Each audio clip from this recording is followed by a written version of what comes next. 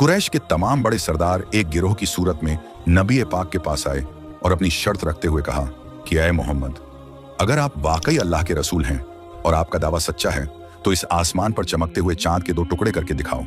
उनका ख्याल था कि यह नामुमकिन है और जब आप ऐसा नहीं कर पाएंगे तो वो लोगों के सामने आपका मजाक उड़ाएंगे।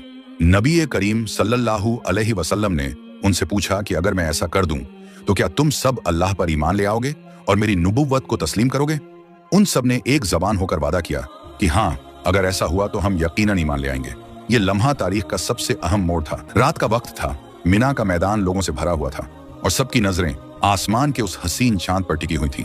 नबी अकरम सल्लल्लाहु अलैहि वसल्लम ने अपने हाथ उठाए और अपने रब की बारगाह में दुआ की।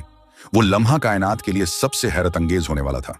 आप सल्लल्लाहु अलैहि वसल्लम ने अपनी शहादत की उंगली, मुबारक उंगली से चांद की तरफ इशारा किया।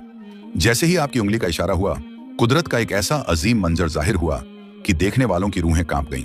वो पूरा चांद अचानक दरमियान से फटा और उसके 2 टुकड़े हो गए। ये कोई मामूली बात नहीं थी।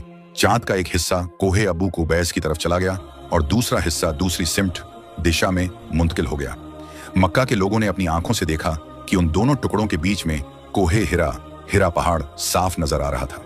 अल्लाह के नबी सल्लल्लाहु अलैहि वसल्लम ने बुलंद आवाज में फरमाया, गवाह रहना ऐ लोगो, गवाह रहना। सहाबाए किराम के चेहरे ईमान की रोशनी से चमक उठे। उनकी जबानों पर सुभान अल्लाह और अल्लाहु अकबर की सदाएं थीं।